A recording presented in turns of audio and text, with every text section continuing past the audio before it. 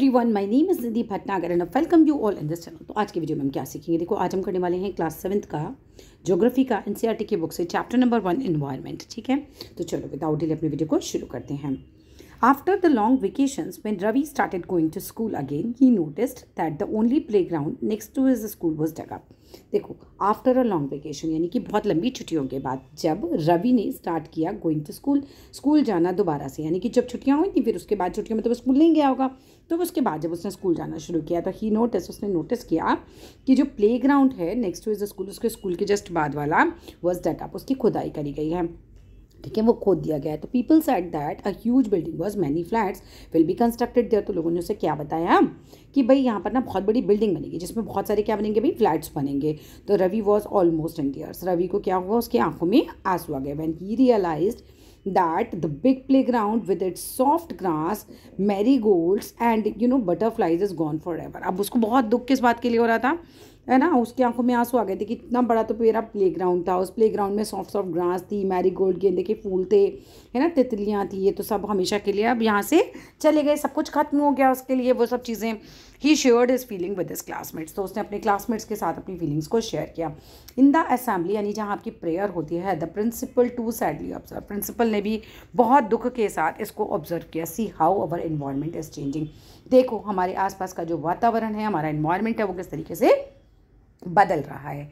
In the class Ravi asked his teacher, class में रवि ने अपने टीचर से पूछा व्हाट इज एनवायरनमेंट, एनवायरनमेंट क्या होता है। Whatever you see in your surroundings said the teacher, तो एनवायरनमेंट क्या होता है, आंसर आ गया कि जो भी आप अपने सराउंडिंग्स में देखते हो सब कुछ, वो क्या होता है, आपका एनवायरनमेंट होता है। रवि थॉट अलाउड, उसने काफ़ी सोचा, that means the school building, table, chair in the classroom, even the open field, the road, the garbage, my friends, all the parts of the environment. तो उसने फिर क्या सोचा कि भाई क्या मेरे जो स्कूल का बिल्डिंग है, चेयर है, टेबल है, क्लासरूम की, ठीक है, जो ओपन एरिया है, ओपन फील्ड है, रोड है, जो कूड़ा है, मेरे फ्रेंड्स हैं, क्या ये सब कुछ जो है पार्ट है एनवायरनमेंट का। Yes the teacher said the teacher, हाँ टीचर ने जवाब दिया, यस ये सब कुछ आपका एनवायरनमेंट है, but wait some objects are created by nature, देखो कुछ ऑब्जेक्ट्स को तो नेचर क्रिएट करता है। फॉर एग्जांपल भाई माउंटेन्स को इंसान तो नहीं बनाता है ना, वो तो नेचुरली बनते हैं, और ऐसे ही नदियाँ हैं, पेड़ पौधे हैं, एनिमल्स हैं, ये सब क्या होते हैं, नेचुरली क्रिएटेड होते हैं, क्रिएटेड बाय नेचर होते हैं एक तरीके से।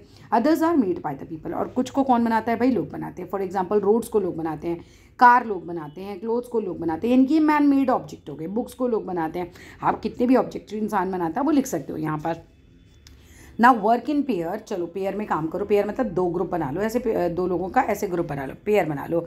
Make a list with your classmate, और अपने क्लासमेट्स के साथ मिलकर क्या करो भाई, लिस्ट बनाओ। सिटिंग नेक्स्ट टू यू, जो तुम्हारे साथ बैठा हुआ है उसके साथ पेयर बनाओ और लिस्ट बनाओ। Of the creations of nature and by human being, कि क्या क्या चीज़ें जो है नेचर ने बनाई हैं, क्या क्या चीज़ें ह्यूमन बींग्स ने बनाई है। Ravi, Paramjit, Jassi, Mustafa, Asha were all excited about making the list, ये सारे बच्चे जो होते हैं बहुत एक्साइट हो जाते हैं कि हाँ वाह कितना मज़ा आएगा ये सब कुछ करने के लिए। Why is our environment changing, अब ये क्या है, आस्क्ड इकबाल पूछते हैं कि भाई हमारा एनवायरनमेंट क्यों बदल रहा है। It's all because of our needs, भाई क्योंकि हमारी ज़रूरतें हैं। अब क्या होता है, जनसंख्या बढ़ती जा रही है, जंगल लोग काटते जा रहे हैं, वहाँ खेत या फिर खेत आ रहे हैं, या फिर वहाँ पे बड़ी बड़ी बिल्डिंग्स बनती जा रही हैं, तो इससे क्या हो रहा है, हमारा एनवायरनमेंट बदलता जा रहा है। अब आप इतने सारे बच्चे जो हैं अब स्कूल जाते हो तो वहाँ का आपको कॉपी किताबें चाहिए, आपको पेंसिल चाहिए, पेन चाहिए, अपनी ज़रूरतों के हिसाब से हमारा जो एनवायरनमेंट जो है वो बदलता जा रहा है। अब जब पेंसिल है तो लकड़ी की बनेंगी तो कहाँ, पेड़ से ही तो आएंगी। कॉपी पन्ना पेज जो होता है ये सब आपका कहाँ से आता है भाई, ये पेड़ से ही तो आता है। So it's all because of our needs, हमारी ज़रूरतों के कारण हमारा जो एनवायरनमेंट है वो बदल रहा है। दे आर, अभी बताऊंगी ये वाला भी, they are increasing day by day, हमारी ज़रूरतें लगातार बढ़ती जा रही हैं। We are therefore modifying and at times even destroying our natural surroundings. अब देखो हम धीरे धीरे क्या करते जा रहे हैं, क्योंकि हमारी ज़रूरतें बदलती जा रही हैं, ठीक है, तो हम क्या कर रहे हैं, मॉडिफाई यानी बदलाव लेकर आ रहे हैं। और क्या कर रहे हैं, इवन कई बार तो हम क्या कर रहे हैं, डिस्ट्रॉय कर रहे हैं नेचुरल सराउंडिंग, हमने आसपास की जगह को पूरा डिस्ट्रॉय कर रहे हैं। द टीचर रिप्लाई, टीचर ने जवाब दिया।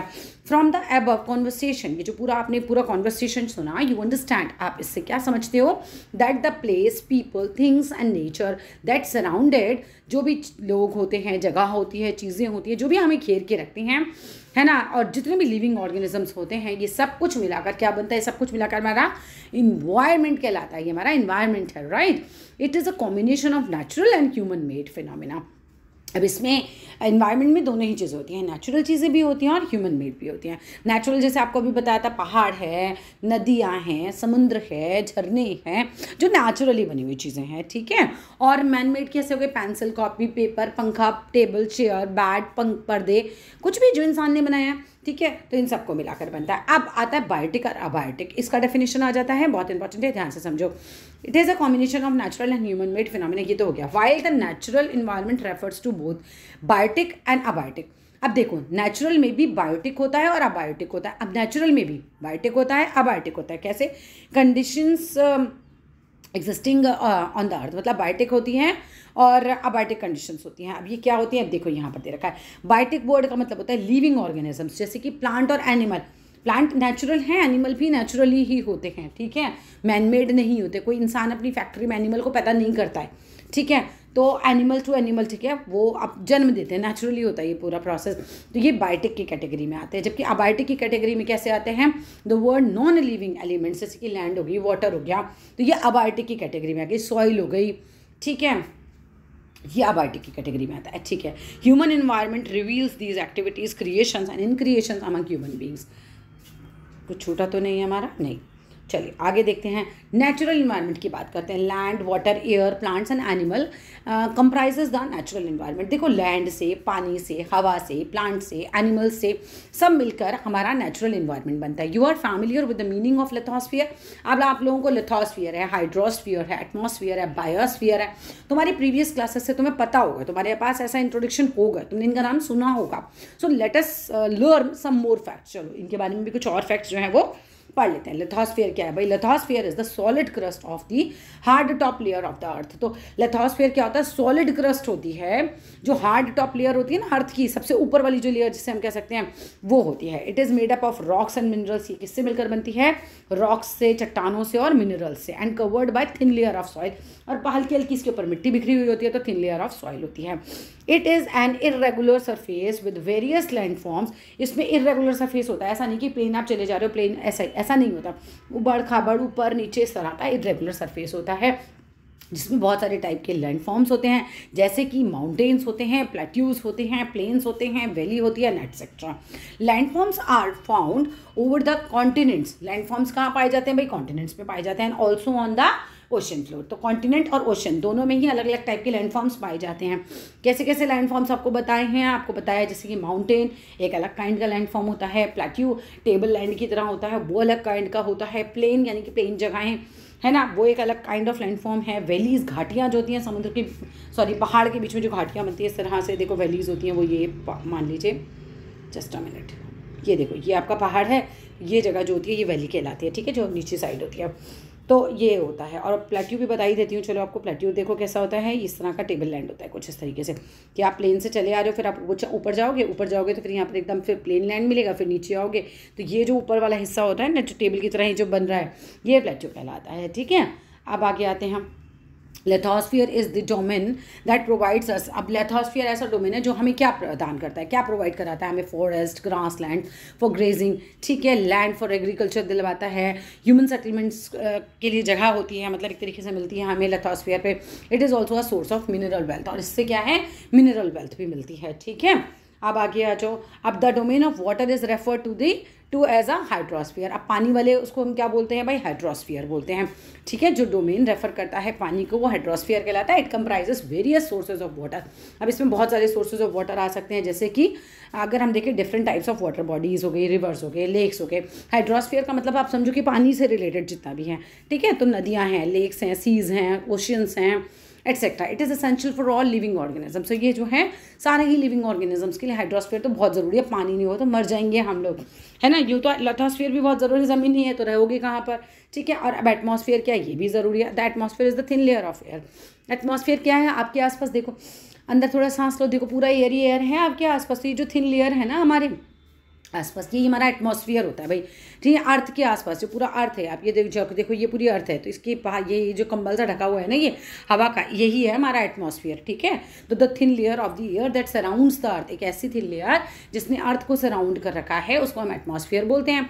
The gravitational force of the earth holds the atmosphere. अगर देखो ये पूरी अर्थ है, अगर इसके अंदर ग्रेविटेशनल फोर्स, जैसे मान लो सेंटर से लग रहा है, तो सब तरफ से ये जो है इसने क्या किया है, इस एटमॉस्फेयर को पकड़ के रखा है, ये जाने नहीं दे रही, वरना ये एटमॉस्फेयर की हवा ना सब जगह भाग जाती और आपके हाथ भी नहीं आती, ठीक है। तो इससे ये क्या कर रखा है कि ग्रेविटेशनल फोर्स की वजह से जो है अर्थ ने होल्ड कर रखा है एटमॉस्फेयर को अराउंड इट। इट प्रोटेक्टर्स, ये हमको किससे बचाती है, फ्रॉम द हार्मफुल रेज, है ना, बहुत जो हार्मफुल रेज आती हैं, स्क्रॉचिंग हीट, जला देने वाली जो गर्मी होती है ना सन की, उससे हमको बचा के रखती है। It consist of number of gases, इसमें बहुत सारी गैसेज होती हैं, इसमें डस्ट पार्टिकल्स होते हैं, इसमें वाटर वेपर भी होता है एटमॉस्फेयर में, ठीक है। The changes in the atmosphere produce changes in the weather and climate. जो चेंजेस एटमॉस्फेयर में प्रोड्यूस होते हैं वही चेंजेस की वजह से क्या होता है, वेदर और क्लाइमेट में चेंजेस आते हैं। The changes in the atmosphere produce क्या करते हैं, changes in the weather and climate. Plant and animal kingdom together make biosphere और द लिविंग वर्ल्ड। देखो प्लांट और एनिमल दोनों ही मिलाकर बायोस्फीयर बनाते हैं, या हम कह सकते हैं लिविंग वर्ल्ड बनाते हैं, क्योंकि दोनों में जान होती है। It is a narrow zone of the earth where land water and air interact करते हैं। नैरो जोन है अर्थ की जहाँ पे पानी और हवा आपस में इंटरैक्ट करते हैं एक दूसरे के साथ, और इसकी वजह से वो लाइफ को सपोर्ट कर पाते हैं। व्हाट इज़ इकोसिस्टम, इकोसिस्टम क्या होता है। At an NCC camp that Ravi's class was attending, एक एनसीसी कैंप रवि की क्लास ने अटेंड किया था।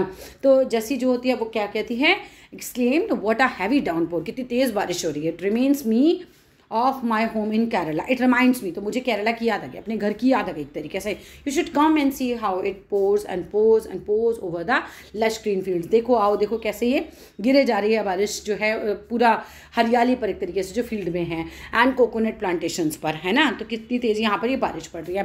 तो हीरा फ्रॉम जैसलमेर आके कहता है कि वी गेट नो रेन्स, है ना, जैसलमेर राजस्थान में है, तो वो बताता है कि यहाँ तो भाई हमारे यहाँ तो उधर बारिश ही नहीं होती है। वी सी ओनली कीकर और सैंड, हमको तो कीकर देखने को मिलता है और हमको सैंड देखने को मिलता है वहाँ पर। As far as the eyes can see, मतलब जितना बस जहाँ तक आँख देख पाती है हमको केवल रेत ही रेत और कीकर वगैरह ही देखने को मिलता है। But you also find camels, Ravi कहता है, लेकिन तुमको वहाँ पे कैमल भी तो मिलते होंगे ना, तुम वहाँ कैमल भी देखते होगे।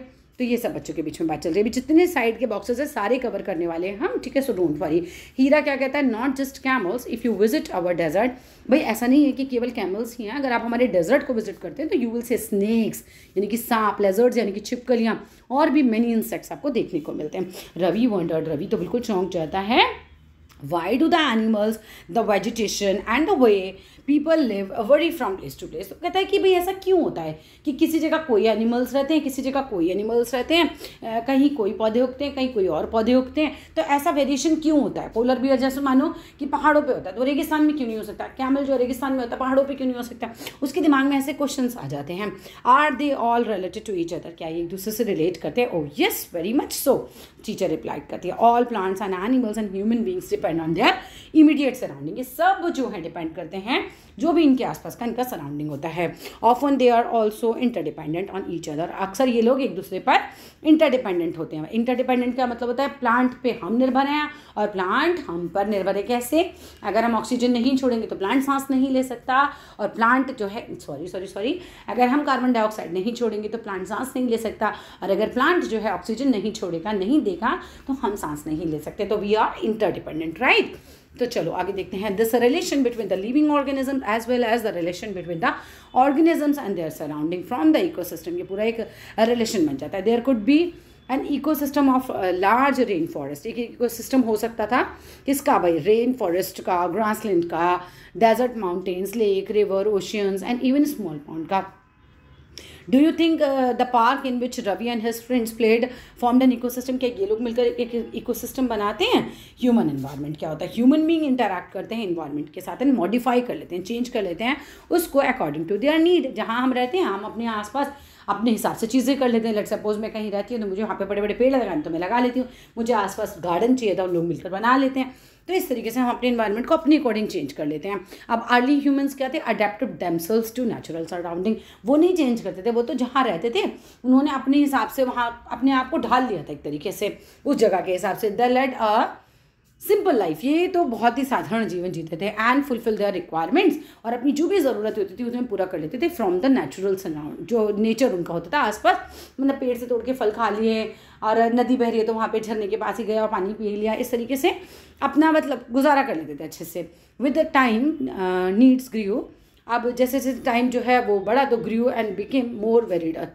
विद टाइम नीड्स भी बढ़ गई, नीड्स ग्रू हो गई और बिकेम मोर वेरिड, और बहुत ही मतलब वेराइटी आ गई।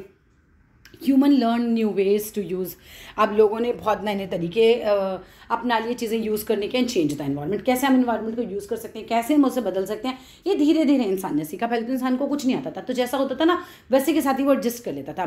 दे लर्न टू ग्रो क्रॉप्स, इंसान ने क्रॉप ग्रो करना सीखा। डोमेस्टिकेटेड एनिमल, यानी कि जानवरों का पालन करना शुरू किया। And led a settled life, और लीड अ सेटल्ड लाइफ का मतलब एक तरीके से एक सेटल लाइफ जीना शुरू किया कि हम यहाँ रहते हैं तो हम इसके हिसाब से आसपास की जगह को चेंज करेंगे। पर ये नहीं है कि हम आज यहाँ रह रहे हैं फिर कल कहीं चले जाएंगे। पहले तो लोग होता था सर्दियों में कहीं रह रहे हैं, गर्मियों में कहीं रह रहे हैं, बारिश के सीज़न में कहीं रह रहे हैं, तो वो सीज़न के हिसाब से अपना घर भी बदल देते थे, खाना बदोश जीवन जीते थे। नोमैडिक लाइफ बहुत होती थी पहले। ठीक है, आगे देखते हैं इंडस्ट्रियल एवोल्यूशन, सॉरी आगे देखते हैं। They learn to grow crops, domesticated animals and lead a settle life. यहाँ तक हो गया, lead a settle life, sorry. The wheel was invented, अब फिर क्या हुआ, पहिए का आविष्कार हुआ। अब पहिए से क्या फ़र्क पड़ेगा कि पहिया अगर आविष्कार होगा तो पहिए की गाड़ी पर लोग बैठ कर इधर उधर जाने लगेंगे तो थोड़ा और दूर जा सकेंगे। ठीक है, सरप्लस फूड वॉज प्रोड्यूस। अब सरप्लस फूड का मतलब क्या है, पहले तो देखो इतना ही होता था कि जंगल में जो उग रहा है उतारा और खा लिया। फिर धीरे धीरे जब लोगों ने फसल उगाना शुरू किया तो फसल थोड़ी ज़्यादा भी उगती है, ऐसा तो है नहीं कि एक आदमी के खाने लायक ही उग रही है, तो सरप्लस यानी कि और ज़्यादा वो चीज़ें उगाने लग गए थे।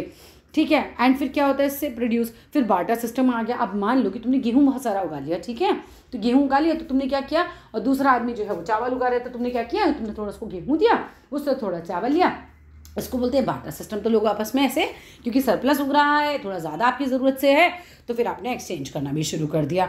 ठीक है, ट्रेड स्टार्ट हो गई, व्यापार स्टार्ट हो गया, एंड कॉमर्स वगैरह ये सब डेवलप हो गए। अब लोगों ने एक दूसरे से धंधा करना शुरू कर दिया, बेसिकली व्यापार करना शुरू कर दिया। इंडस्ट्रियल रेवोल्यूशन है। फिर उसके बाद क्या होता है, इंडस्ट्रीज़ बनने लग जाती हैं। इससे क्या होता है, इनेबल्ड लार्ज स्केल प्रोडक्शन। अब देखो फैक्ट्रीज़ वगैरह में, इंडस्ट्रीज़ वगैरह में क्या होता है, बहुत सारा सामान एक साथ बनता है। ठीक है, मानो कि कॉटन इंडस्ट्री है तो उसमें क्या होगा, बहुत सारा कॉटन का कपड़ा एक साथ बनेगा, तो इससे क्या होगा, फिर कॉटन बहुत सारी चाहिए भी। अब कॉटन चाहिए तो बहुत सारी कॉटन उगानी पड़ेगी एक साथ, तो इस तरह से लार्ज स्केल पे प्रोडक्शन शुरू होता है उसमें।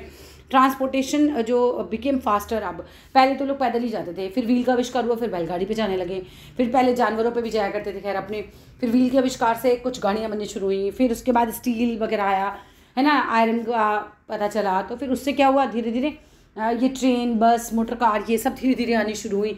तो एक तरीके से बोलिए एकदम क्रांति आ गई। इन्फॉर्मेशन रेवोल्यूशन आया, मेड कम्युनिकेशन ईजियर। हमें इसमें क्या होता है, टेलीफोन बन गए। ठीक है, आपने कहीं से कहीं तक भी बात कर ली, और आज तो इंटरनेट ही आ गया। आप 2 मिनट में सोचो यहाँ से अमेरिका पाकिस्तान में क्या चल रहा है, 2 मिनट में पता चल जाएगा आपको। तो पूरा जो स्पीड है क्रॉस द वर्ल्ड, एक तरीके से कम्युनिकेशन ईजियर हो गया, बहुत स्पीड से होने लगा पूरे दुनिया में। आज आप चाहो तो ऑस्ट्रेलिया 2 मिनट में बात कर सकते हो बैठ के, पहले इतना आसान नहीं होता था। हैव यू एवर थॉट, कभी आपने सोचा है, why you love eating a juicy watermelon in summer, क्यों आपको जो है गर्मियों में जूसी वाटरमेलन जो है तरबूज खाना बहुत पसंद होता है, और hot roasted peanuts in winter, और हॉट रोस्टेड पीनट्स जो होती हैं, आप मूंगफलियाँ खाते हो ना सर्दियों में, वो आपको उस समय उस मौसम में क्यों इतना अच्छा लगता है। अब परफेक्ट बैलेंस इज नेसेसरी, क्योंकि बैलेंस कर देती हैं चीज़ें ना। गर्मियों में गर्मी लग रही है तो ठंडा ठंडा तरबूज का शरबत आपको बहुत अच्छा लगेगा, ठंडा तरबूज आपको बहुत अच्छा लगेगा, लेकिन सर्दियों में वही ठंडा आपको अच्छा नहीं लगेगा, क्योंकि बैलेंस नहीं बनेगा। ठीक है, perfect balance is necessary between the nature and human environment. Humans must learn, इंसान को सीखना ही चाहिए, टू लिव, रहना एंड यूज़ करना एनवायरनमेंट को इन हारमोनियस वेज, है ना, एक हारमोनी बना के रखनी चाहिए, एक संतुलन बना के रखना चाहिए। नूरी एक गर्ल है from Mizoram, from Ravi class की है, रवीज क्लास, और फन टॉक्स अक्सर बात करती है about the lush green surrounding, कि उसके आसपास मिजोरम में क्या है, बहुत ही हरियाली है। सीइंग रवि अपसेट, उसने रवि को अपसेट देखा eight having lost his playground, है ना, तब जब उसने देखा कि रवि ने जो है अपना प्लेग्राउंड लॉस्ट कर दिया, वो बताती है भाई उसके आसपास बहुत ज़्यादा हरियाली है, तो नूरी क्या करती है, इन्वाइट करती है, कहती कि भाई विजिट करो, तो मेरे घर आओ, है ना, मेरे स्टेज में आओ ड्यूरिंग द कमिंग वेकेशन, जो छुट्टियाँ आने वाली हैं वहाँ पे। तो रवि की टीचर क्या पूछती है, the students to draw the landscape, कि आप लैंडस्केप बनाइए, हाउस बनाइए, उसमें एक्टिविटीज़ बनाइए of the people and places they visit during the holidays, कि ना ये होमवर्क दिया जाता है कि आप कौन कौन सी जगह पे गए, वहाँ का मतलब आपको लैंडस्केप वगैरह बनाना है हॉलीडेज़ का। ठीक है, अब चलो जितने भी बॉक्सेस हमारे रह गए, चैप्टर तो हो गया हमारा, वो सारे बॉक्सेस हम एक एक करके कवर कर लेते हैं, क्योंकि वो बहुत ज़रूरी होते हैं, और एनसीईआरटी का तो एक भी बॉक्स मत छोड़ते ना, जहाँ छोड़ोगे वहीं का क्वेश्चन मिल जाएगा तुम्हें। अब इन्वायरमेंट का देखो, वो इन्वायरमेंट का क्या है कि फ्रेंच वर्ड है इन्वायर, और इन्वायरनर जिसका मीनिंग होता है नेबरहुड, मतलब हमारे आसपास क्या हो रहा है, ठीक है। विद दिस स्पेलिंग्स इसको याद करना। अब यहाँ पर क्या दे रखा है, लुक एट योर सराउंडिंग, अपने आसपास देखो। Make a list of uses the land in your neighbourhood, है ना। लिस्ट बनाइए आपकी जो आसपास की जो लैंड है ना, कि क्या है भाई, माउंटेन है, प्लेट्यू है, इस तरीके से is being put to. Next ये देखो, ये आपको जो बहुत दिखा रखा है ना, ये बहुत ही इंपॉर्टेंट है। जो डोमेन्स ऑफ द अर्थ दिखा रखे हैं आपको, बायोस्फीयर दिखा रखा है, हाइड्रोस्फीयर दिखा रखा है और लेथोस्फीयर दिखा रखा है, ठीक है। इसको ऐसे बना लेना, बहुत अच्छे से दिखाना है इसको। Where does the water you use in your home and school come from, कहाँ से आता है भाई, नदियों वगैरह से आता है। Make a list of different uses of water in our daily life, वो आराम से बना सकते हो। हमें नहाने के लिए चाहिए, खाना बनाने के लिए चाहिए, पीने के लिए चाहिए, है ना, बहुत सारी चीज़ों के लिए चाहिए। Have you seen any one wasting water, definitely तो आपने अपने घर में ही देखा होगा कि ना लोग पानी, और भैंसे निला देते हैं भाई, नदियों में भैंसे निला देते हैं, टंकियाँ हम खुली छोड़ देते हैं, तो बहुत तरीके से पानी को ख़राब भी करते हैं, है ना।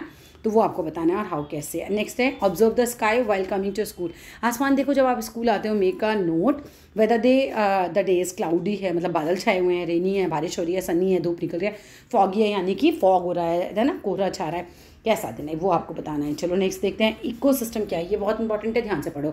It is a system formed by the interaction of all living organisms with each other. Ecosystem कब होता है, जब एक दूसरे से हम इंटरैक्ट करते हैं, इंटरेक्शन से होता है आसपास से, और लिविंग ऑर्गेनिज्म एक पूरा इकोसिस्टम बना देते हैं, एक दूसरे के साथ मिलकर बनाते हैं। It is a system formed by the interaction of all living organisms with each other and with the physical and chemical factors of the environment in which they live, ठीक है। सब कुछ इसके अंदर इंक्लूड होता है, फिजिकल और chemical पूरे फैक्टर्स इसमें इंक्लूड होते हैं।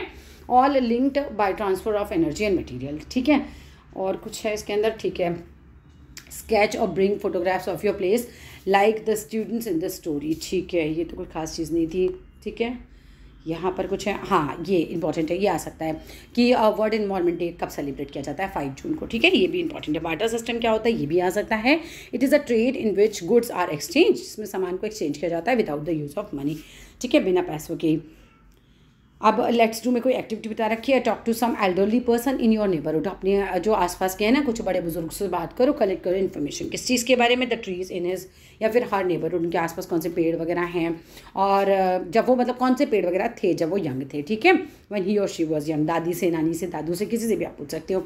द इंडोर गेम्स ही और शी, मतलब कौन कौन से इंडोर गेम्स खेलते थे, उनका फेवरेट फ्रूट कौन सा होता था, ठीक है, जब वो आपकी उम्र के थे। और how did they make them self comfortable, वो अपने आप को सर्दियों और गर्मियों में कैसे कंफर्टेबल बनाते थे। जैसे हम लोग तो क्या है, अब आज तो हम एसी चला के बैठ जाते हैं, तब थोड़ी होता था ऐसा। तो that's all in this video. यहाँ होता है हमारा चैप्टर फिनिश। वीडियो अच्छा लगे तो लाइक करना, शेयर करना, चैनल को सब्सक्राइब करना, ठीक है। और ये सब बनाने की खूब प्रैक्टिस करना। कंपोनेंट्स ऑफ एनवायरनमेंट वगैरह काफ़ी इंपॉर्टेंट है। Thank you.